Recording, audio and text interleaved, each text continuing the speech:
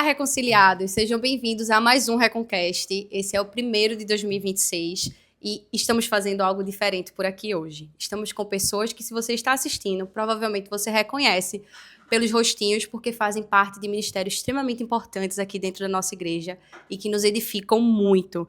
Estamos aqui hoje com Uli Dias, que é reitora do nosso SEB. Estamos aqui também com Ian Costa, que é professor do nosso SEB com o projeto massa desse ano, que é o Etos. O nosso bispo Ivan Rocha, que já pode pedir música, porque é a terceira vez no podcast. Uli e Ian, na próxima, vocês já vão poder pedir música também.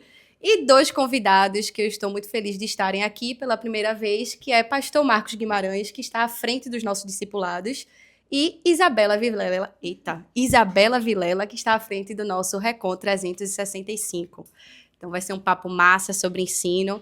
E só para a gente começar, eu queria que vocês dessem oi, para eu não ficar falando sozinha, porque é uma conversa aqui hoje e vai ser massa. Oi. Vai ser massa. O senhor quer falar alguma coisa para começar? Quero primeiro dizer que estou muito feliz de a gente estar aqui no ano da palavra e esse primeiro Reconcast ser sobre a palavra e o ensino da palavra, o estudo da palavra, a pregação da palavra. Estou muito feliz com isso. Quero dizer, estava orando, andando para cá da minha sala até aqui, onde a gente está gravando, e fiquei pensando que desde pequeno as pessoas diziam que eu falava muito e que eu ia ser um bom orador, que eu ia ser um bom advogado, igual meu pai que falava. E depois eu virei um palestrante, depois passou o tempo e eu hoje odeio quando a turma me chama de palestrante, odeio quando a turma diz que eu sou um orador, porque não é sobre falar, é sobre a palavra. Eu sou um pregador da palavra, então não é sobre eu falar sobre qualquer coisa, não é sobre eu fazer uma saudação, uma sustentação oral de qualquer coisa, é sobre a palavra. Então, nesse ano da palavra, eu como pregador da palavra, estou muito feliz de receber professores da palavra, líderes da palavra aqui junto com a Adri. E eu acho que esse podcast vai ser massa. Show! Gente, seguinte, é para ser uma conversa, então a gente vai ter liberdade de se meter um no que o outro está falando aqui. Mas eu queria que a gente começasse falando sobre esse tema, porque eu me recordo que em 2024 a gente chegou a comentar sobre esse tema com o Senhor. Sendo que em 2025 nós tivemos o ano do cuidado. E aí, esse ano eu fiquei muito feliz, até soltei um grito quando o senhor anunciou. E aí, 2026 vai ser o ano da palavra, e eu, glória a Deus, fiquei muito feliz. E eu queria que o senhor começasse falando por quê. Qual foi o direcionamento, o que foi que o Espírito Santo falou no seu coração. E depois eu queria que a gente falasse qual foi a nossa reação e o que é que a gente achou, assim, de primeiro impacto como igreja sobre o tema do ano. Eu estava pensando no ano da palavra realmente desde 2024 para ser 2025, sendo que em 2025 nós sofremos muito com questões emocionais, questões psiquiátricas. Nós tivemos muitas questões na nossa igreja que chamaram a atenção para como a gente precisava se cuidar da química do nosso corpo, da bioquímica, da parte física. Nós somos uma coisa só, né? Como é que a gente orava se estava todo mundo muito doente, do corpo, da alma. Então eu me preocupei muito com isso e quando eu estava pronto para anunciar o ano da palavra, mas eu senti do Espírito que a gente deveria fazer o ano do cuidado. Não me arrependi. Foi um ano que a gente olhou para o cuidado de uma forma especial. Mas o ano da palavra estava guardadinho, a gente sabia que ia chegar a ele, e eu acho que ele chegou na hora boa, na hora certa, para a gente aprofundar e enraizar tudo que a gente vem fazendo nesses anos com aquilo que é o fundamento, que é a palavra de Deus. Amém. E eu queria saber, vou começar aqui com o pastor Marcos, porque o senhor está à frente dos discipulados e também da EBD da igreja, para o senhor falar qual foi o impacto ao receber essa informação, assim, o que é que foi que o senhor pensou, o ano da palavra, o que é que o senhor achou disso? Adri, eu amo esse tema, né? Sempre falo que vou dizer sobre isso. Particularmente, ele foi o tema da minha exegese, ele foi o tema da minha monografia também. Sempre gostei. Nossa igreja, nós sempre vemos ela assim, muito extensa em número de pessoas, né? Muita gente. E agora, a gestão de Ivanzinho, a gente está conseguindo organizar um pouquinho mais, né? Tá ficando organizado os ministérios, o povo está servindo muita gente e tal. Mas ela é uma igreja muito grande ainda. E a preocupação é que ela seja também... Só que ela não pode ser rasa. Entendeu? Ela é grande em número de extensão, no número de pessoas, mas ela precisa ser profunda. A gente não pode ter uma igreja rasa. Porque a palavra de Deus, ela vai trazer maturidade pra gente. Então, pra mim, assim, como líder desses ministérios aí, eu penso muito na parte de maturidade das pessoas. Porque é assim que elas vão começar a discernir as coisas, tanto para a vida particular e íntima delas, espiritualidade íntima, Pessoal, né? individual, Pessoal, né? fórum íntimo, isso. Como também para discernir heresias e outras coisas, que eu sei que a gente vai conversar talvez, o falso ensino, etc e tal. Então, para mim, especificamente, foi mais no sentido de profundidade e maturidade. Amém. E eu queria também que a gente conversasse, porque além dos discipulados e da EBD, a gente tem um projeto novo, mas a gente já tem o SEB, que está crescendo a cada ano que passa, né? A gente está com um projeto novo no SEB, que é o Etos, e eu queria entender na visão de Uli, de Ian, do senhor, todo mundo aqui, na verdade, qual é o resultado que a gente espera gerar no final desse ano da palavra, em um ministério, que não é só um ministério, mas uma instituição tão importante para a formação do ensino da nossa igreja. Bom, Adri, eu acho que primeiro eu queria voltar à sua pergunta a respeito do que a gente sentiu quando o Ivan anunciou que era o ano da palavra. Né? Eu preciso confessar que eu fiquei com medo do trabalho. Porque o SEB, como você bem disse, a gente começou em 2022 e de lá para cá o crescimento tem sido muito maior do que a gente tem planejado. Então eu disse assim, se sem procura, né, sem divulgação, a gente está crescendo desse jeito, com estímulo, eu não sei como a gente vai conseguir acolher todo mundo. Então o meu primeiro receio foi esse. E graças a Deus esse tem sido um receio bom, porque eu vou ficar o tempo todo preocupada com a quantidade de sala de aula disponível e horário disponível. E hoje a gente, de 2022 para cá, nós já quase estamos triplicando o número de pessoas durante o ano, né, dentro do SEB. Então isso é muito bom. A gente precisa de estrutura. Fica a solicitação de uma pobre coordenadora. Mas esse é o nosso problema. Estrutura e sala de aula. Porque a cada turma que a gente abre, a turma, graças a Deus, a gente consegue fechar essa turma e ter gente para hoje, para 2026.1, que é assim que a gente fala no sistema, né, de grade, eu tenho todas as turmas fechadas. De disciplinas curriculares, todas as turmas estão fechadas, do primeiro, terceiro e quinto semestre do curso de teologia, fora a Escola Carisma. Ou seja, se você está assistindo e quer fazer... Corra, porque as vagas realmente têm... Não é falácia, realmente nós temos poucas vagas. Então, assim, e o que é que eu espero ao final de 2026? Né? Que nós sejamos, de fato, transformados pela palavra. O nosso material, né, a matéria-prima do nosso trabalho é vivo. É a palavra que transforma. Né? Se a gente parar nos corredores e escutar, porque eu sempre digo, né, a rádio corredor, né, a gente consegue se emocionar com as histórias de transformação, né, de vidas, assim, transformações profundas a partir do estudo da palavra. Então, a nossa palavra, o nosso material, a nossa matéria-prima transforma vidas. Então, o que eu espero ao final de 2026 é que os alunos que estão começando agora, né, o curso de teologia, a Escola Carisma, enfim, eles realmente consigam, durante esse ano, serem transformados pela palavra. E essa transformação de uma forma sustentável, né, para que seja duradoura. Amém. Não seja só o hit de 2026, mas que seja algo enraizado, como o pastor Marcos falou, né? Não, que sejamos mais profundos, né? Não sejamos uma comunidade rasa, e que essa transformação seja sustentável. Amém. Eu fico muito nervoso toda vez que... Eu não sei, eu não sei para onde eu olho, eu não sei o momento que eu não tem problema. Mas assim, uma coisa que me chamou muita atenção quando eu assistindo a palavra de lançamento e também a finalização do ano passado, no culto da virada, se eu não me engano, foi trazer a compreensão de que não é porque o ano do cuidado passou que a gente deixa de se cuidar. Isso foi muito claro, foi muito, né, feliz ali a colocação quando foi dito assim, várias das ações de cuidado, elas serão perpetuadas, elas vão continuar seguindo. E algo que é interessante para essa compreensão mais integral seria, o ano do cuidado quanto ênfase ou tema do ano passou, as ações ficam, seguimos nos cuidando. E ao olharmos como ênfase para esse ano, como o ano da palavra, tudo vai tomar um substrato, um significado muito maior.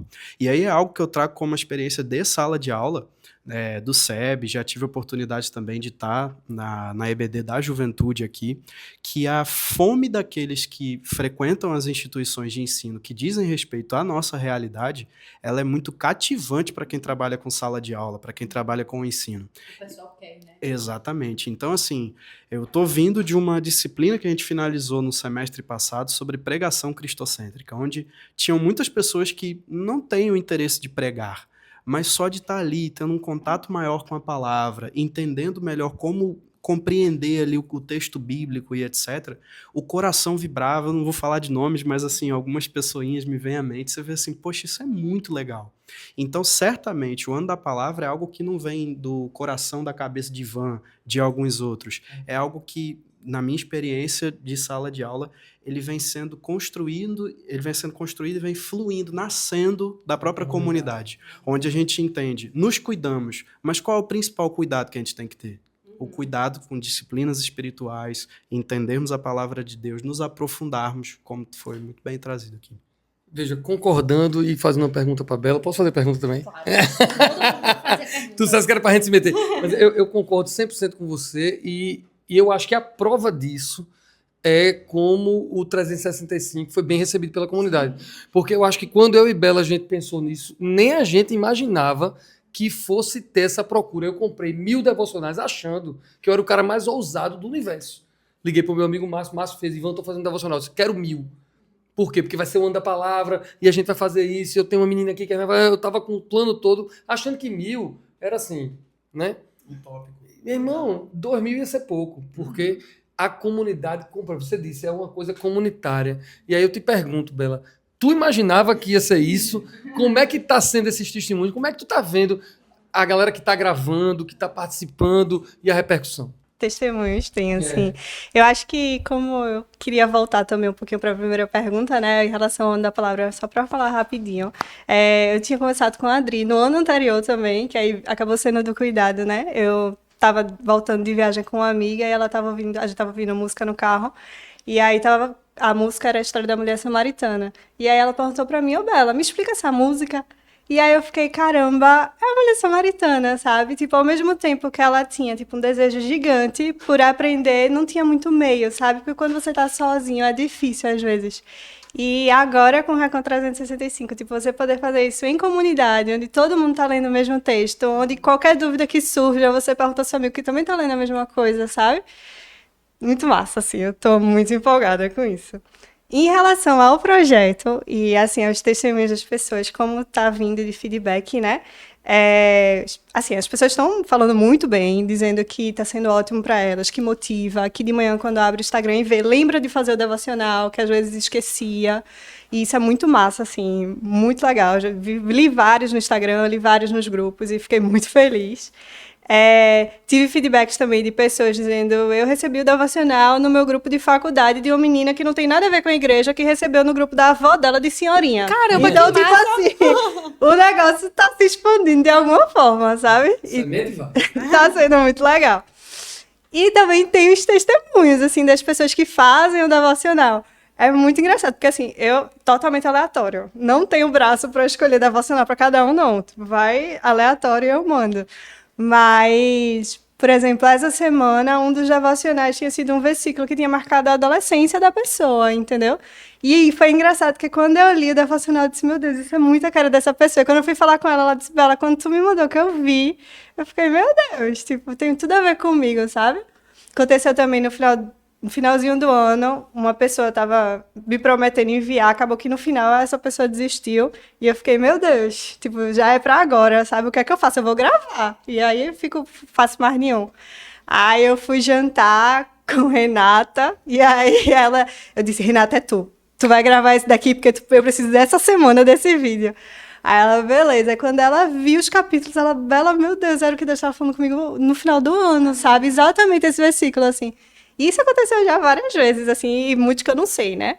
Mas tá sendo massa, assim, eu Uma tô coisa empolgada. que tu falasse, Bela, que eu achei massa, e que tá dentro aqui do que eu queria que a gente conversasse, é que a maioria das pessoas, a gente, às vezes, a gente começa a ler a Bíblia empolgado, que nem, tipo, início de ano, a gente começa uma meta empolgado, e aí depois a gente... E depois a gente... se acusando aqui, o bicho se acusando. A gente começa algo de forma empolgada, e depois a gente desiste. E aí as pessoas começam a ler a Bíblia, e aí pela dificuldade, porque não entendeu alguma coisa, porque tem dificuldade com algum tema. Eu, quando me converti, fui ler a Bíblia pela primeira vez, tinha lá aquele versículo, você vai lembrar. A mulher tem que ser submissa ao homem. Eu saindo, tipo assim, da minha fase terrível, e enfim. Quando eu fui interpretar isso, eu fiz, e agora? Eu vou querer continuar lendo isso, ou eu quero desistir, sabe? E eu queria saber de vocês... Por que as pessoas, às vezes, enfrentam essas dificuldades? E, além do 365, o que é que vocês recomendam para essas pessoas que começaram empolgadas ou já estão, tipo assim, pô, já cansativo, sabe? Porque a gente vai começar a ler agora alguns versículos que são um pouquinho mais difíceis.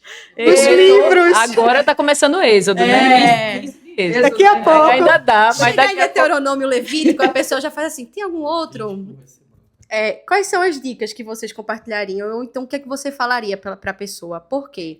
Eu acho que eu tive essa consciência há 1 ano, 2 anos. Isso tudo isso é palavra de Deus e existe revelação de Jesus ali. Sendo que a gente não consegue compreender isso completamente, enquanto a gente talvez não estude de forma mais profunda, porque eu aprendi através do SEB. Já fica aí a publi. Mas vocês entenderam aqui a questão que eu queria que a gente conversasse, de continuar empolgando a pessoa, sabe? Mesmo quando chegar essas dificuldades. Veja, eu entendo completamente, e a minha contribuição, não sei o que é que os outros vão dizer, é de que a gente, para depois fazer um estudo aprofundado, que é o que você fez no SEB, em algum momento você se familiarizou com esse negócio. Então, o começo, mesmo que não compreenda 100%, mas você vai se familiarizar com os textos lá de Levítico, Deuteronômio, e quando chegar na história dos reis, e aquelas genealogias, aquelas coisas todas, que talvez possa não parecer que está sendo edificante, mas você está se familiarizando com algo que no futuro você vai compreender melhor. É feito você estudar algumas coisas em biologia e matemática que talvez não faça sentido, mas que se você amanhã for estudar uma outra coisa, você vai precisar estar familiarizado com aquilo. Então não desista, porque isso tudo é muito importante. E para não deixar você sozinho, a gente tomou uma decisão, 2 decisões, ontem, na reunião. Então não sei quando é que vai sair esse podcast, mas pode ser que você já saiba disso. Os cultos da quarta-feira vão ser agora baseados no texto da semana. Então, quem for pregar no meio de que vai ter vendo Levítico, vai ter que pregar Levítico. Então, tudo vai contribuir, porque a pessoa vai estar lendo, mas vai ter um sermão sobre algum daqueles capítulos na quarta-feira. A gente vai ter um espaço virtual de tira dúvidas, porque meu filho começou a fazer o devocional, meu caçula começou a fazer o devocional, começou a ter dúvidas nas leituras de Gênesis, dúvidas muito boas. E ele ligava para mim e eu tirava dúvida com ele. Meu Deus, a igreja inteira não vai poder ligar para mim e para os outros pastores. Então a gente está criando um espaço onde cada pessoa que acompanha o 365 vai poder entrar e dizer, eu não entendi isso. E alguém, um ministro da nossa igreja, vai poder tirar essa dúvida. E isso, quando chegar nesses textos, mais ainda. A gente vai poder viver isso. Mas não desista, não. Ler é importante ir se familiarizando com toda a palavra de Deus. E uma Eu coisa... queria interromper e queria dar, assim, mais incentivo, mais prático a respeito disso, né? Primeiro é que eu acho que sozinho sempre é mais difícil, né? Então, assim, se você faz parte da Recon e você não está num grupo de discipulado, você não está num grupo pequeno, urgentemente faça parte, porque sozinho é muito mais difícil. A segunda coisa é que hoje a gente tem 300 milhões de informações disponíveis. Então, assim, para o pessoal da Escola Carisma, eu gosto muito de indicar a cada início de leitura de um livro bíblico, tem um videozinho de um projeto chamado Bible Project. Ele é ótimo. É muito bom, porque super didático, é uma animação, no máximo estourando uns 10 minutos. faz o panorama daquele livro, você começa a perceber de forma mais organizada o que esse livro tem de pontos mais importantes, como ele se encaixa na narrativa, na grande narrativa da Bíblia, né? As associações dele com a história do povo de Israel ou com determinados livros, né, que eles são correlatos. Então, seria uma dica, né? A gente está começando agora, né? Êxodo, né? Então, a gente está no iniciozinho de Êxodo. Revisa, vê esse livro, esse vídeo, perdão. Vê até o de Gênesis, né? Então, assim, já dá uma olhada no que é Pentateuco. Se eu não estou enganada, tem um só do Pentateuco, tem um só de Gênesis e tem um só de Êxodo. Então, revisa esses videozinhos, já dá uma orientada em você e, mais uma vez, não fique só. Amém. Olha, eu queria dizer o seguinte. Eu acho que nesse ponto, Adri, não tem nem como a gente pensar diferente. Eu acho que a gente são tantas coisas que a gente pode falar dentro desse tema que você falou. Eu penso o seguinte. Existe uma cultura local na nossa igreja, mas existe uma cultura geral também das pessoas, né? Que é essa que você falou, de começar uma coisa e não terminar, né? Eu faço isso também, e acho que a maioria de nós aqui. Começa uma coisa e não termina, e morga, e etc. Algumas pessoas fazem isso na faculdade também, enfim.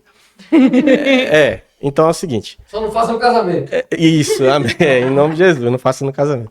Mas é o seguinte, no caso da gente aqui, eu não sei quantas vidas a gente vai alcançar com esse vídeo, mas assim, eu queria fazer um comentário particular, mas acho que vai ter a ver com as pessoas que vão estar ouvindo aí de outras denominações também. Aqui nós temos uma cultura do serviço. Então, a nossa igreja tem muitos ministérios, mais de 50, né, bispo, por aí.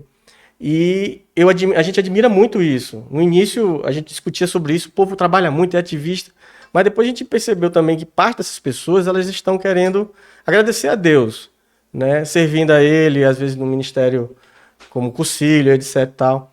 Só que, assim, gente, começa a ler a Bíblia, aí daqui a pouco começa a entrar nos ministérios, porque todo mundo está trabalhando, todo mundo está servindo, aí a pessoa acha que está ficando para trás, ou segregada, ou que o fogo está baixo, assim, o fogo está baixinho, né, porque ela não está servindo. Só que o que acontece? Às vezes, por trás do serviço, isso eu queria falar assim, de coração mesmo, né? Às vezes está escondendo a falta de comunhão que está faltando, né? Individual, né? E eu tô falando isso para nossa cultura aqui, porque nós temos pessoas assim, com 8 anos de igreja, assim, 10 anos de igreja. E quando você vai pedir para abrir a Bíblia, ele vai no índice e tal, né? Eu não tô dizendo que essa pessoa não tem comunhão com Deus, mas assim, tá faltando alguma coisa, né? Alguns casos eu acho que tem a ver com isso que eu tô falando. Esconde a falta de comunhão no serviço, com muitos serviços. E sem a palavra de Deus não dá. É como o Ian falou, né? A gente está falando sobre o ano da palavra, o que não exclui os outros. Como é que a gente vai falar sobre a palavra se não pensar no Espírito Santo, por exemplo, que aplica a palavra de Deus, que aplica a salvação, etc. Sobre santidade. Santifica-os na verdade, a tua palavra é a verdade. Então, assim, gente, eu acho que era bom pensar assim, o que é prioridade? O que é prioridade? A prioridade é a vida aqui. E o resto vem depois. Primeiro o reino de Deus. Então, primeiro a palavra incutida no coração. Para que as outras coisas vá bem, o casamento, o seu testemunho no trabalho, a sua ética, né, no mundo geral. E tem que tomar cuidado, gente, com a falta de comunhão que está ligado com a palavra de Deus, né? Com a intimidade com a palavra de Deus, entendeu? Então, Eu penso, Marcos, concordando total, né?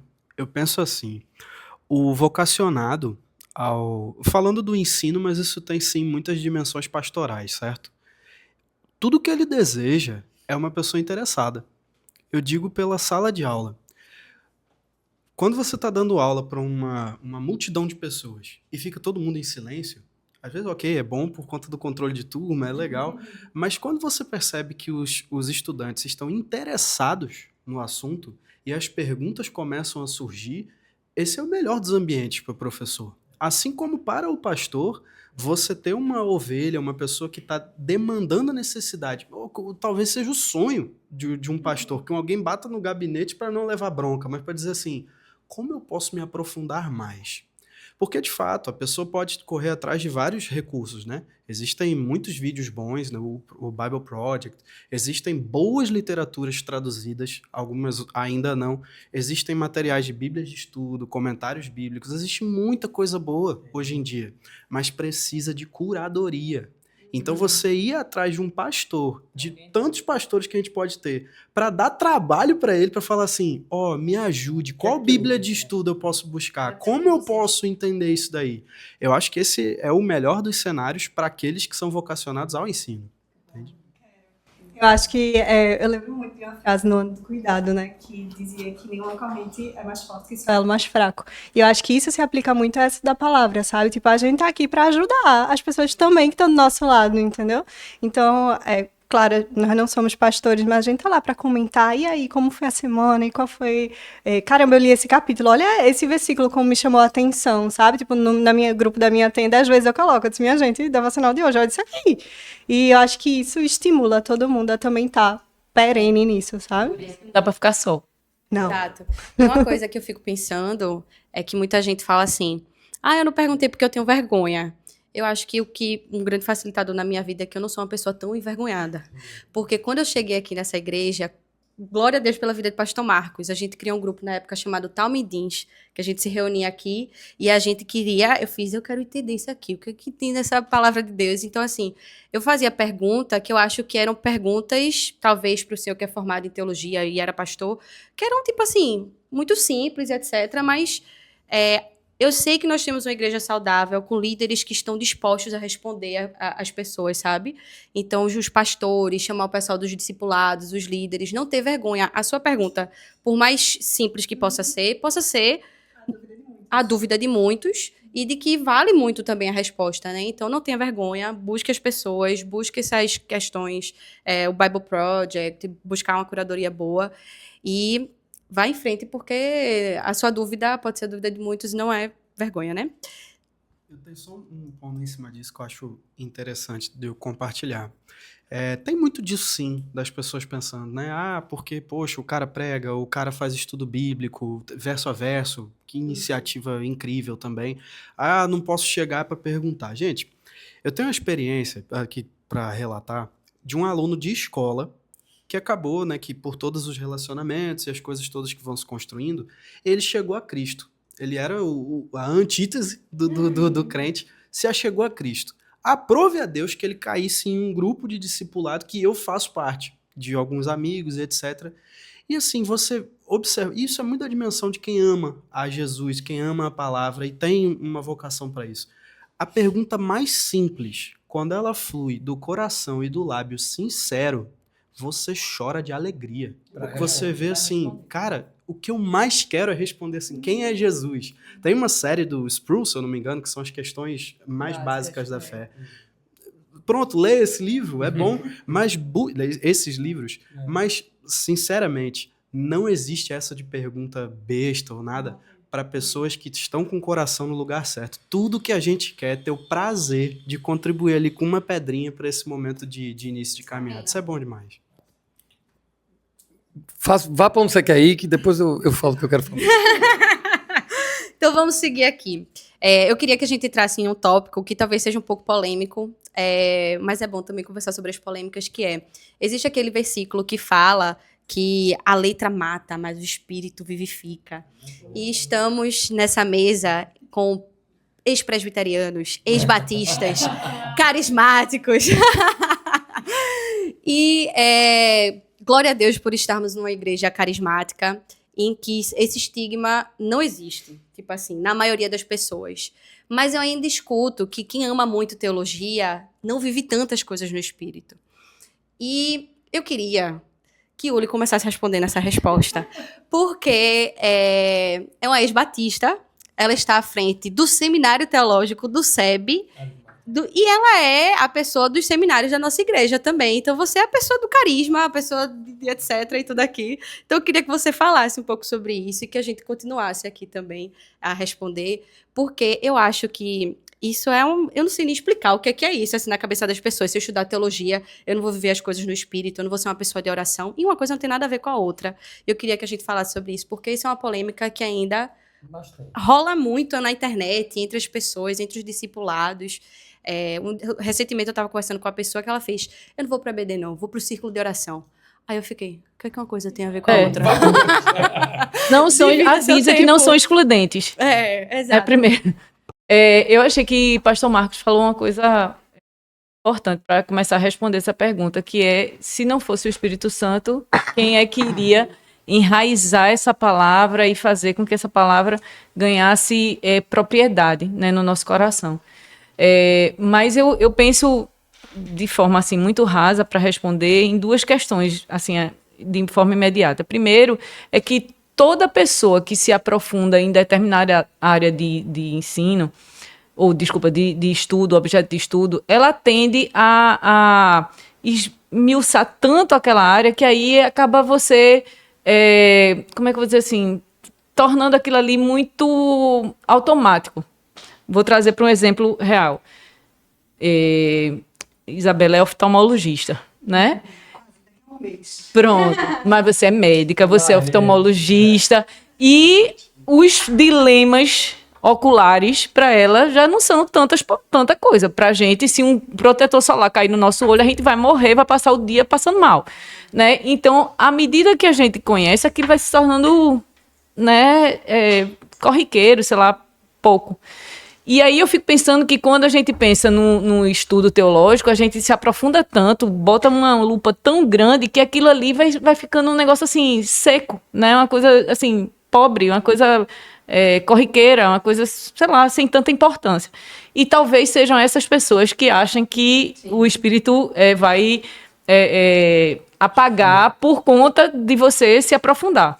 Eu penso justamente o contrário. Todo o ensino, e aí eu falo como mestre, todo o ensino, ele precisa ter significado. Todo o ensino. Na oftalmologia, na odontologia, em qualquer área, aquilo tem que ter aplicabilidade. E trazendo para a teologia, se não houver aplicabilidade, e se o Espírito Santo não aplicar, não transformar, eu comecei essa nossa fala dizendo justamente que a palavra, o nosso material, nossa matéria-prima, ela transforma a vida, ela é viva, é eficaz. Sem a ação do Espírito Santo, que é quem nos faz lembrar de todas as coisas, e quem traz vida, que dá vida a todas essas coisas, realmente aquilo ali fica letra por letra, como qualquer aprendizagem. Mas sem o Espírito Santo, a gente não consegue ver. E respondendo, né, sendo ex-batista e agora episcopal carismática, eu só vejo vida nisso, sabe? Porque como eu disse, a questão da palavra que transforma, é o Espírito Santo que traz essa profundidade, traz essa transformação, e é ele quem traz para a gente essa aplicabilidade, né? Então, assim, eu não vejo como dissociar, né, o Espírito da palavra, né? O Espírito Santo, a função dele é testificar sobre Jesus, e a palavra, de ponta a ponta, expressa Jesus, né? Então, assim, se o testemunho do Espírito é Jesus Cristo, então tá tudo interligado, não tem como separar, né? Olha, eu acho que, assim, o ano da palavra precisa, assim, o contato com a palavra precisa estar ligado a uma interpretação sadia. Paulo falava sobre a sã doutrina, então ele sabe que tem doutrina que é doente, patológica, né? Veja, o pecado entra no mundo, de certa forma, por uma interpretação ruim. Saião, ele fala isso, né? Ele fala que existe uma interpretação maligna, né? E a serpente fez essa interpretação. Deus deu uma ordem, aí ele diz assim, quer dizer que Deus falou que não pode comer de nenhuma árvore? Então ele fez o inverso, né? E depois Satanás faz o uso de Deuteronômio, alguns textos do Antigo Testamento, para tentar ele, fazendo uma interpretação, usando a palavra, né? Mas usando ruim. Então, eu preciso dizer, porque eu acho que talvez eu tenha ouvido mais do que vocês, não sei se vocês ouvem bastante, mas eu, como vinda presbiteriana, muito de que a letra mata, né? E isso é uma falsa interpretação básica, porque o contexto de 2 Coríntios ali 4, onde fala da letra mata, ele está falando de Moisés, da lei, do contexto de Moisés. E ele fala que a lei referente a Moisés mata, né? Porque a lei veio pela lei, né? A lei veio para mostrar, né, que a gente não consegue, que é impossível, entendeu? Então ela mata, é claro, e o Espírito vivifica, traz vida. Então, Não é o estudo, não é a Não é o teologia. estudo. Não é? aí eu acho que é o Jonathan Edwards que ele fala assim que nós temos que ter fogo no coração, mas luz na mente. Então a gente tem que ter as duas coisas juntas, né? Uma mente, luz na mente, né, com a palavra de Deus, né? E o coração queimando, porque são as duas coisas. A gente tem que ter racionalidade, né? E um coração queimado por essa palavra, né? Não, Gê, e o que o Uli disse rapidinho, citando o Evangelho de João, o Espírito Santo vai nos lembrar das palavras de Cristo.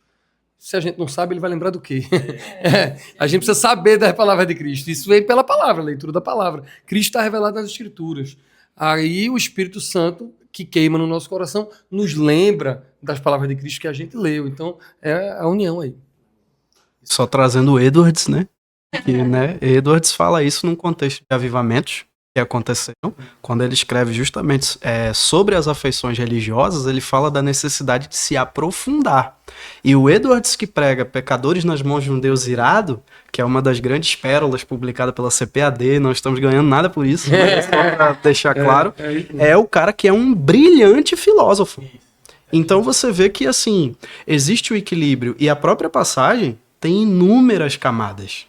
Porque existe uma aplicação ali sobre a questão da aliança, da antiga e da nova aliança, e uma série de outras questões. Então, de fato, que a gente possa ser feito Edwards, né?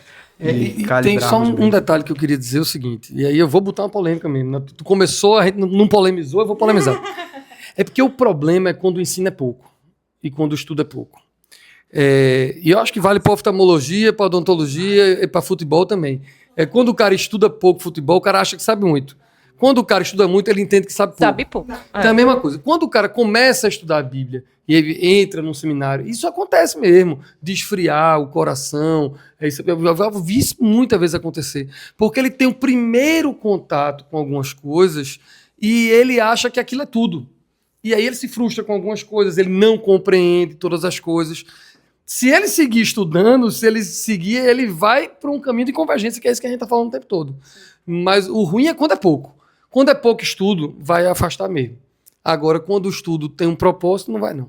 Mais uma coisa que tá aumentando a polêmica, que aí eu tava querendo ser apaziguadora aqui, pacificadora, mas é que quando a gente começa a romper a bolha daquilo que a gente acredita, no sentido de questionar a nossa crença, né? Então, pelo estudo da teologia, não é nem só o estudo da palavra, mas assim, o estudo a respeito de pensamentos a respeito da palavra, né? Então, assim, o que teólogos disseram a respeito daquele assunto. Então, tem várias linhas de pensamento. Então, eu começo a questionar o que eu penso. E toda vez que eu começo a questionar o que eu penso, eu preciso duas coisas, né? Ou eu desisto e começo a ir em qualquer vento de doutrina, né? Ou qualquer pensamento, um dia eu estou de um jeito, um dia eu estou de outro. Ou eu tenho que me aprofundar ainda mais e pesquisar ainda mais para poder eu conseguir ter firmeza naquilo que eu creio. Então, a gente faz parte de uma geração que tem preguiça. Sim. Tem preguiça de estudar, tem preguiça de se aprofundar, tem preguiça de enraizar para poder defender e para poder argumentar sobre aquilo que a gente acredita. Sim. Então, eu acho que, trazendo, né, mais uma vez esse meu lado pacificador aqui, né, quando a gente tem um ensino teológico que tem uma teologia boa, que tem uma teologia... Eu achei ruim esse termo, teologia boa, mas sadia. Vocês entenderam, sadia. A gente começa a ter argumentos a respeito do que a gente crê. E aí a gente não mais duvida ou desiste de estudar. Aí a gente se fortalece naquilo que a gente crê. Existe também uma construção em cima da identidade do nosso país. Porque aqui no Brasil... E assim, quando eu falo aqui no Brasil, eu não digo a nível de demérito. mas é como nós fomos construídos. Pelas investiduras que foram construídas em cima, né, de como a igreja se manifestava do período colonial e do período imperial, você tem muito que aqueles que chegam a um episcopado seriam aqueles de matriz nobre, seriam aqueles mais das oligarquias, seriam aqueles mais separados e diferentes. E isso dá uma distância muito grande entre as pessoas e aqueles que lidam com a intelectualidade. E no Brasil, a gente vê que o trabalho intelectual ele é muito mais bem remunerado do que o trabalho braçal, a saber, ou daquele trabalho que derivaria mais de outros tipos de desenvolvimentos da pessoa do que tão somente o cognitivo. E aí cria-se a ideia de que a intelectualidade não é algo bom, porque não é para um grupo seleto, é para pessoas muito pequenininhas ali, só aquele grupinho. Quando, na realidade, a tradição e a história da igreja nos diz que a intelectualidade ela deve sim ser redimida para a glória de Deus. A gente tem Tomás de Aquino, a gente tem Agostinho de Hipona e tantos outros que vão falar que todo conhecimento, todo bom conhecimento vem de Deus. E como último ponto, né, para também lançar uma polêmica, posso dizer, existe um interesse claro do inimigo de nossas almas, de Satanás, para que a gente não se aproxime de um conhecimento genuíno da palavra de Deus. E isso precisa ser dito e precisa ser posto. Veja, eu quero pegar o gancho disso que você falou agora e dar uma palavra um pouco mais pastoral aqui. Para a gente não ir muito para a teologia, porque é o ano da palavra, mas eu estava conversando aqui ontem com alguns líderes e eu quero deixar bem claro que o ano da palavra, por mais que eu ache importante e queira, mas não é tanto o nosso papel, mas não é o ano da leitura. Porque as pessoas estão pensando que o ano da palavra é o ano da leitura. Você lê a Bíblia e lê o devocional. E não é. Eu queria que fosse, porque eu acho que e aí é uma questão também da sociedade, a gente lê pouco. As pesquisas indicam que as pessoas estão lendo muito pouco. Então, claro que se está lendo pouco, está lendo menos a palavra também. E faz parte do papel da igreja fazer com que o povo leia mais tudo. As pessoas de igreja vão melhor na escola, porque os amigos dos meus filhos não leem. Então, os meus filhos leem, já são diferenciados por uma questão de leitura, né? Então, mas mesmo assim, se você lê, ótimo. Eu quero que você leia, é bom para a sua cultura, é bom para você conhecer a palavra e outros livros, e a gente já estava falando aqui de teologia e tudo. Mas se você não consegue ler, gente que tem um TDAH absurdo, distonia, sei lá, tem várias coisas. Não é distonia, não? Dislexia. Obrigado. Distonia. Molha a palavra. Não, é dislexia, isso? Eu tenho um líder aqui da igreja, líder maravilhoso, que eu amo muito aqui da igreja, que ele não consegue ler. Aliás, tenho dois. Um você sabe quem é. Que não conseguem ler, ponto.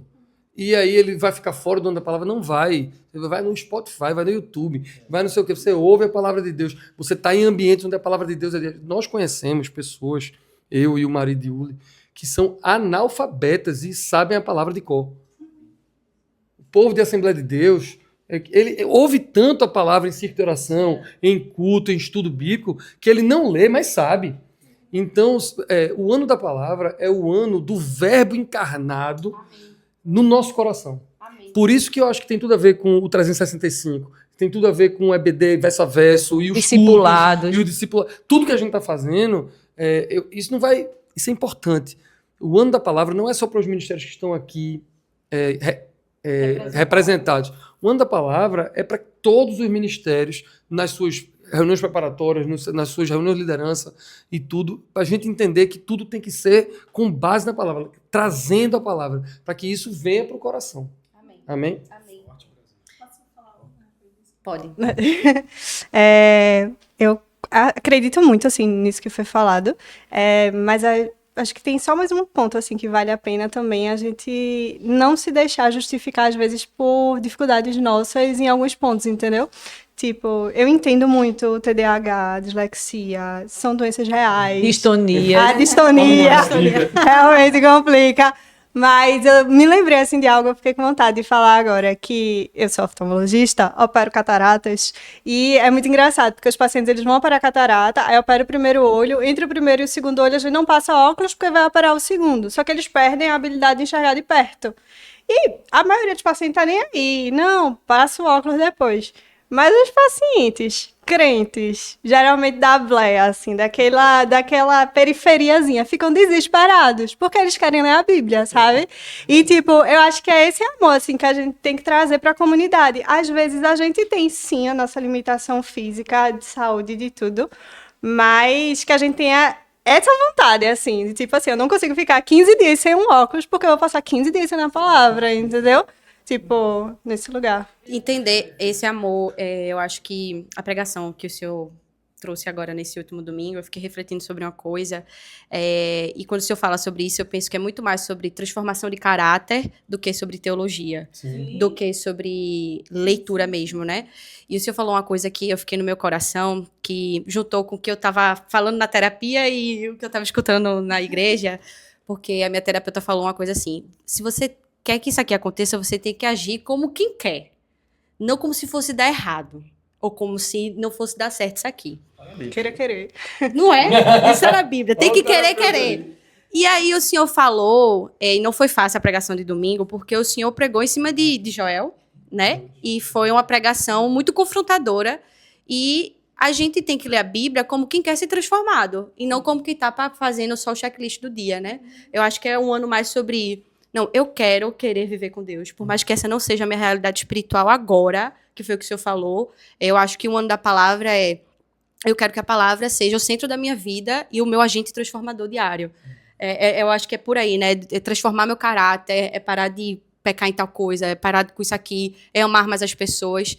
Isso não é uma coisa fácil, mas a gente vai aprendendo, sendo transformado através dessa leitura, né? Que pode ser leitura, que pode ser escutando, pode ser através de uma palavra, mas que a Bíblia seja o centro da sua vida, né? A palavra de Deus seja o que vai lhe guiar diante das suas decisões, das suas escolhas, da sua rotina. Eu penso que é muito mais dessa forma, né? Eu quero aproveitar, é isso mesmo. E eu estava conversando com o Kramer, que é o líder da juventude, e Thaís. Na verdade, eu estava conversando com Thaís ontem, enquanto treinávamos futevôlei. Você veja que futevôlei também é edificante. A gente estava conversando sobre isso, de que... Preste atenção, Isabela, que eu acho que são coroinhas no seu galardão. Pedrinhas. Frutos desse ano da palavra vão ser muito mais do que a gente está imaginando nas pessoas que estão participando e lendo a Bíblia, e lendo aquele devocional, participando disso. Os filhos que estão vendo os pais lerem. Sim. É isso que eu estou pensando. Porque essa camisa mesmo aqui é da EBF, Escola Bíblica de Férias. Vai ser a maior EBF que a gente vai fazer, vai ser a coisa mais linda do mundo. E é na palavra. Lógico que a gente é mais lúdico, é criança de 7 anos de idade, a gente vai usar as Crônicas de Nárnia e Aslan e uma série de coisas, mas tudo vai estar ali na palavra. E chega em casa e vê o pai lendo, e vê a mãe lendo, e vê o irmão lendo, o impacto dessa referência que se perdeu, porque muitos jovens hoje não viram os pais lendo, viram os pais na internet. E na sua geração tá tendendo a ser pior ainda. Filhos que viram os pais apertando aquele scrolling, né, que chama, e imagina que bacana vai ser essa geração de crianças que estão vendo os irmãos mais velhos e esses adolescentes estão vendo os pais lendo com a Bíblia em devocional e estudando. Então eu estou feliz para o que Deus está fazendo esse ano e feliz de saber que vai ter semente que vai sair em grupo das vovozinhas lá e das nossas crianças que a gente talvez não veja agora, mas o impacto disso vai ser muito massa. Amém, glória a Deus. Alguém que quer falar mais alguma coisa disso? Tu ia falar, Oli. Não, é só para não perder o ponto, que era muito do que...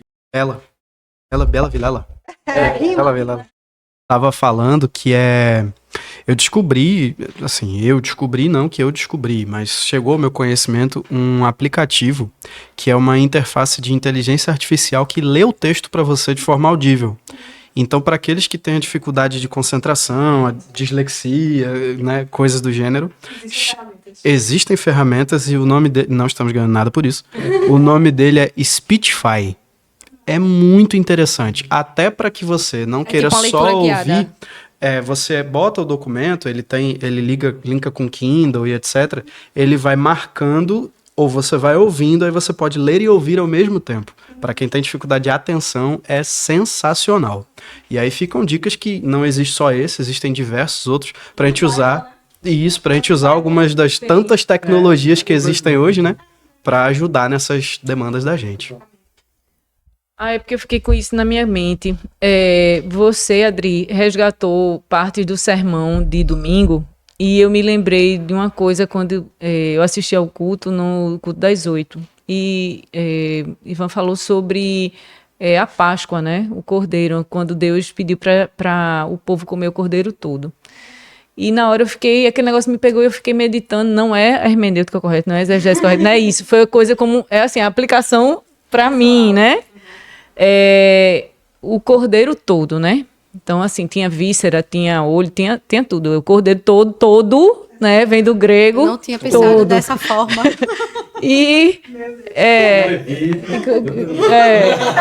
isso é para não ser sommelier, né? Só vou comer a picanha, a bochecha do porco, né? A gente vai comer a palavra toda, né? Então, assim, vai ter coisinha que a gente não vai gostar tanto. Então a gente intercala, né? Vamos intercalar um olho com a bochecha do porco, vamos intercalar uma orelha com uma coxa, né? Uma barriga de porco também. É bom, bacon é saudável agora. Mas assim, é isso, né? A gente não ser sommelier das coisas, assim, a gente só querer ler aquilo que é bom, que é agradável, que traz paz, harmonia. Não, a gente vai ler o confronto, né? Então isso é importante, a gente não desprezar as partes da palavra que são às vezes genealogias que a gente olha assim, poxa vida, mas ali tem aquilo ali aponta para Jesus. Às vezes é só o significado do nome. Sim. Daquela pessoa, já existe essa sinalização para Cristo, né? Então, assim, tem pérolas escondidas até nas genealogias, né? Então a gente precisa lembrar de comer tudo. Amém. A gente já vai estar caminhando para o fim do nosso podcast. Nas últimas perguntas, eu estou animada, já me emocionei muito aqui, mas eu queria que a gente agora conversasse de uma forma prática. A pessoa chegou na reconciliação através de um evento evangelístico, então através do Cursilho, através do SCC, através do JC, e essa pessoa quer se aprofundar. Então, quais são os passos que ela deve tomar na igreja? Porque são 10 mil ministérios.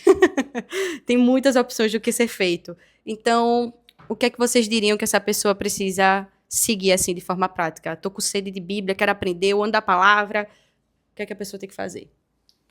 Veja, eu tenho aí uma tríade que eu sempre digo, se você tiver tempo, tiver com vontade mesmo, tiver naquele primeiro amor, quiser crescer, tem três espaços que você deve fazer. Primeiro, o discipulado. Primeira coisa, discipulado.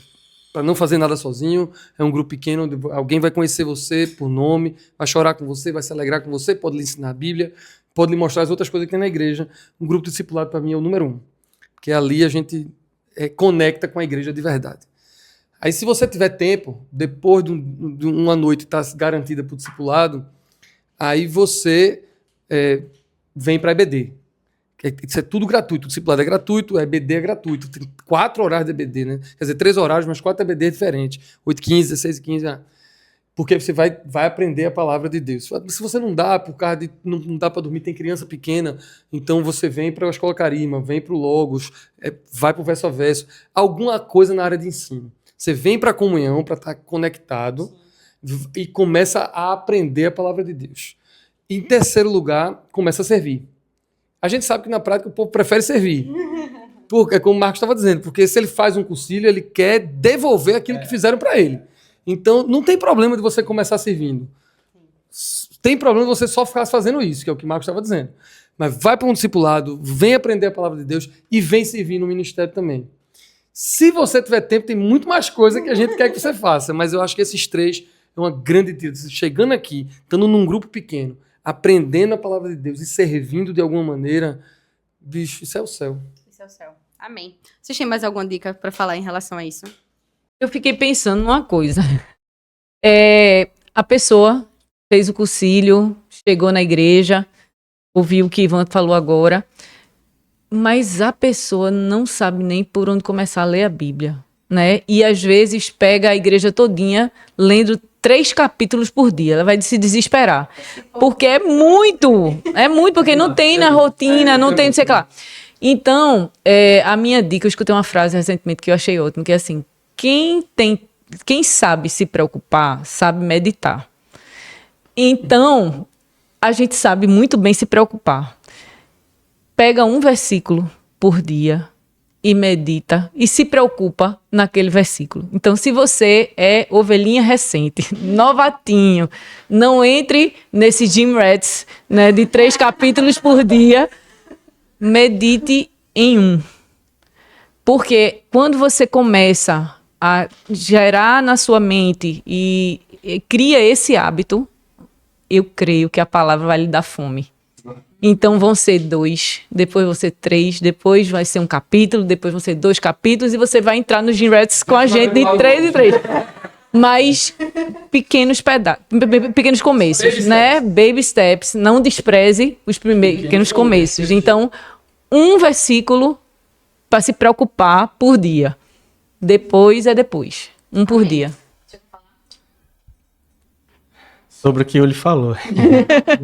Porque eu sei que tá no final, mas assim, isso é profundo, mas muito, muito. Porque o povo judeu não tinha Bíblia. Então, como é que eles faziam? Eles iam na sinagoga e ouviam repetições de textos, né? E é muito ruim. A melhor coisa que eu ouvi aqui, uma das melhores entre muitas, foi quando a Adri, você falou que lembra o que o bispo pregou ontem. Quando você não lembra, você joga um sermão todo fora. Porque a palavra de Deus em si, o livro mesmo, ele não vai fazer a mudança. Mas é quando você internaliza a palavra, né? Que a mudança vem.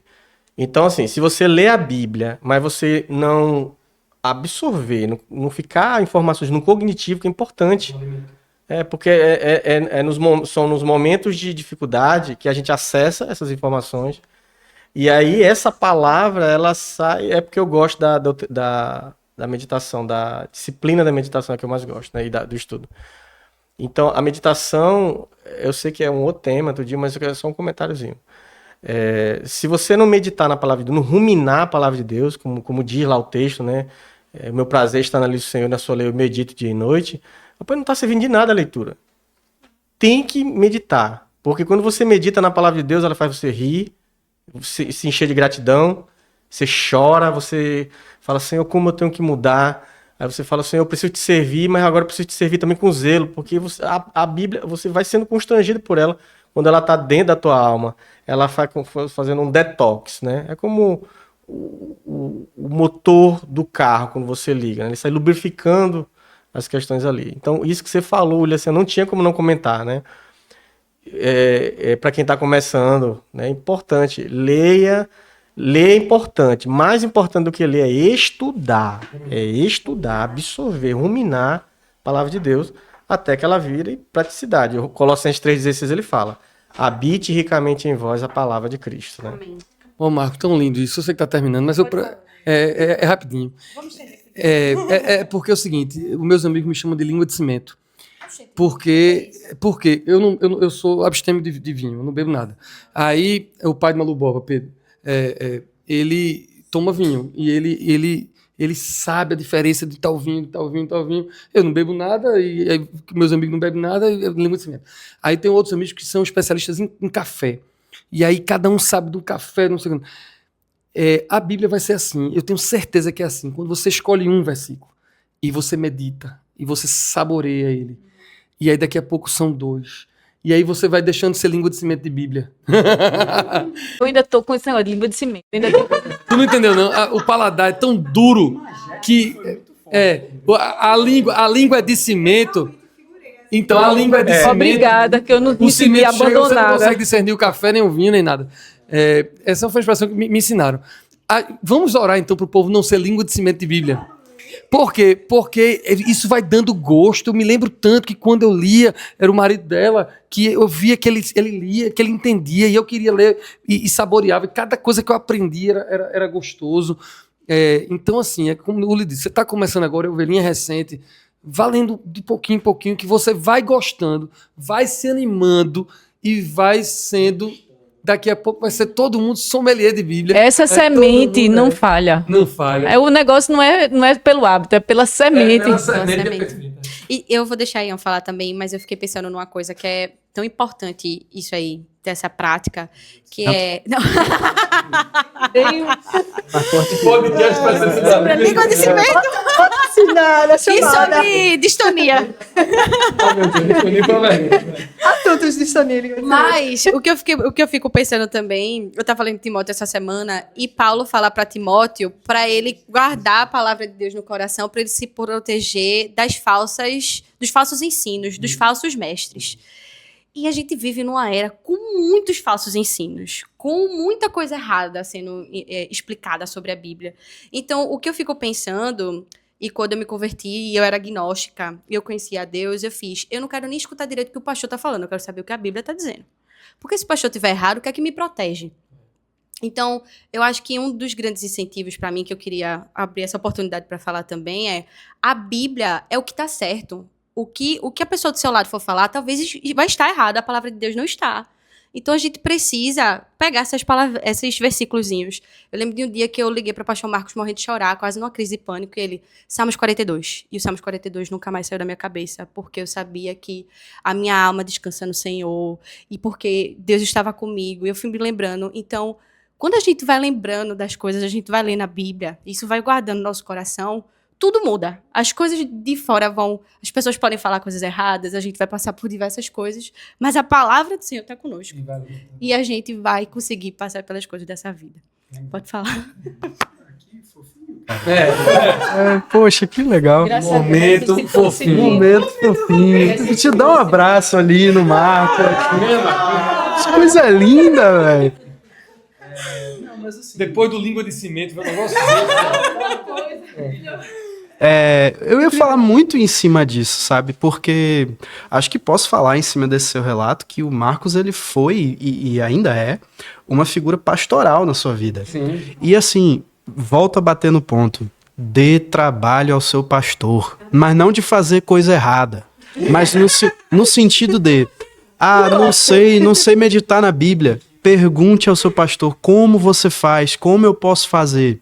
Não negue essa experiência que servos de Deus têm justamente para lhe conduzir nesse tipo de meditação, nesse tipo de compreensão. E uma coisa que eu queria muito falar vem de um lugar pessoal, ok? Talvez não seja a realidade de todos, mas algo que me ajudou muito no meu primeiro momento de fé foi ocupar o espaço da comunidade, da igreja, onde assim, estava em casa de bobeira, eu vou para a igreja.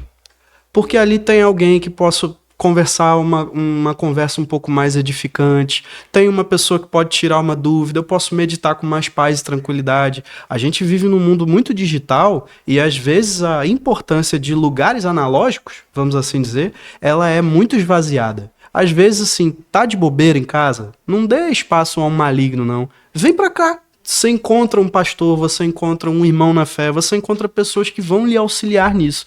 Isso foi muito útil na minha caminhada, ainda é, e aí fica essa recomendação. Amém. Estou muito feliz com o nosso podcast. A gente não começou hoje com a pergunta que eu sempre começo, que é como é que você conheceu a Jesus? Porque eu acho que alguns já tiveram a oportunidade de falar, outros ainda não, quem sabe aí. Temos o ano todo de Reconcast pela frente. Mas eu queria que a gente finalizasse com um versículo que marcou o nosso coração ou que marca o nosso coração. Que vocês compartilhassem um versículo, que assim, é tipo, esse é o versículo da minha vida, ou então é um versículo que eu guardo muito no meu coração. Como eu já sabia aqui do roteiro, eu vou falar enquanto vocês pensam.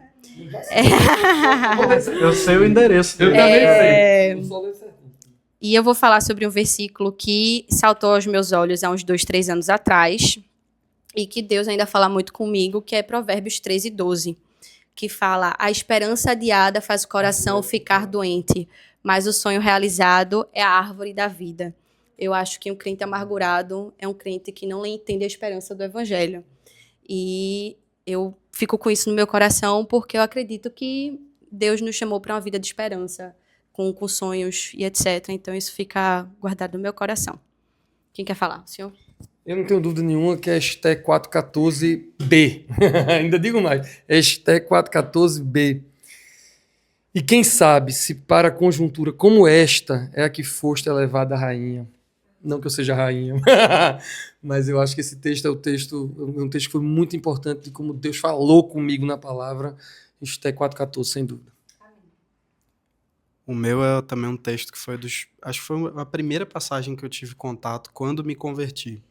Foi falada por um pastor que me discipulou do -1, né? Desde quando eu era um inimigo da fé até me converter. Lamentações 3, do 19 ao 22. Era um só, mas eu vou pegar um pedacinho porque eu sou um pouco viciado em perícopes. Enfim. Lembra-te da minha aflição e amargura, do absinto e do fel. Eu ainda tenho lembrança deles e fico abatido, mas quero lembrar do que pode me dar esperança. A bondade do Senhor é a razão de não sermos consumidos, e as suas misericórdias não têm fim. Glória a Deus. Como não pode ser o salmo todo? Porque o salmo. Eu fui no versículo, eu fui no perícope. Não, mas é grande. É o 139, para mim, é o salmo assim, da minha vida. Eu acho que é a vida de muitas pessoas, né? O salmo 139 é o salmo da minha vida e acho que de muitas pessoas. Mas eu queria destacar o versículo 7. Para onde poderia eu escapar do teu espírito? Para onde poderia fugir da tua presença? Por muito tempo, né, eu levava essa presença do Senhor como algo de acusação. Né? O Senhor está lhe vendo, os olhos do Senhor estão sobre você. Barabala, cuidado, mãozinha onde toca, cuidado, olhinho onde vê, o que vê, enfim. E quando eu conheci o Espírito Santo, isso modificou completamente na minha vida, porque o Espírito Santo vive em mim, né? Então eu não tinha como, né, estar longe da companhia do Senhor. Então isso me trouxe segurança, isso me trouxe descanso, me trouxe alívio, né, de não estar só, de sempre estar acompanhada do Senhor. Então isso fez toda a diferença. O meu tem a ver com o ano da palavra também. Todos os textos que eu gosto têm a ver com isso. Gosto de falar. Atos 18, 24. O texto fala que chegou em Antioquia um homem chamado Apolo. Aí fala que ele era eloquente e poderoso nas escrituras. Então, a palavra lá que é do natos mesmo, que é usado lá em Atos 1, né? Receber esse poder, né? Então, ele era eloquente. Esse texto tem a ver com a minha vida porque eu queria ser um pastor, um cristão, mas que conhecesse as escrituras de fato, né? Então, esse cara me admira, eu admiro muito ele, porque a gente sempre coloca poder com aquela coisa de pentecostalismo, não sei o que lá e tal, mas esse cara é diferente. Ele era eloquente, poderoso nas escrituras. Eu acho isso fantástico. Amém. Outro nível, né, pastor? Não, o que eu pensei, assim, há uns 2 anos atrás, esse versículo, ele ficou muito forte, assim, no meu coração. O livro como um todo, né? Eu acho que Jó é um livro que traz muita dúvida, assim, nas pessoas. Como é que isso aconteceu com uma pessoa que, teoricamente, não merecia, né? E quando ele fala ali no capítulo 42, no versículo 4 e 5, ele diz: Tu disseste, agora escute e eu falarei, farei perguntas e você me responderá. Eu te conhecia de ouvir falar, mas agora os meus olhos te veem. E eu acho que é sobre isso, né? Tipo, às vezes no meio do sofrimento, e você ali consegue dizer: não tô sozinha, Deus está aqui. Foi. Amém, glória a Deus. Eu não queria acabar esse Reconquest. Eu queria passar a tarde conversando. Parte seu coração aqui. Essa parte aqui, quando a palavra foi lida, o negócio... Mas, amém. Estou muito feliz. Vocês querem compartilhar mais alguma coisa para a gente finalizar o Reconquest? Pode ser, o ano da palavra, vamos fazer um acompanhamento disso no meio do ano. Eu acho uma boa ideia. Então fica aqui a série, a primeira parte da série, é o ano da palavra. De likes, assim. Se você quer uma parte 2, bote vários likes aqui. Se tiver mais não sei quantos comentários, a gente faz a parte 2. 10 comentários. Bota nos comentários assim, língua de cimento. Se você chegou até o final. Mas, gente, eu estou muito feliz. Glória a Deus por essa conversa. Eu fui muito edificada. Obrigada a Liam, Bispo Ivan, Pastor Marcos, Bela. Eu tenho certeza que a gente... Toda a equipe que está aqui atrás... foi uma bênção. Espero que você tenha gostado e espero que você seja muito abençoado nesse ano. Essa é a nossa esperança, a nossa expectativa e que a gente aprenda muito com o Senhor. Amém. Até o próximo Reconquest.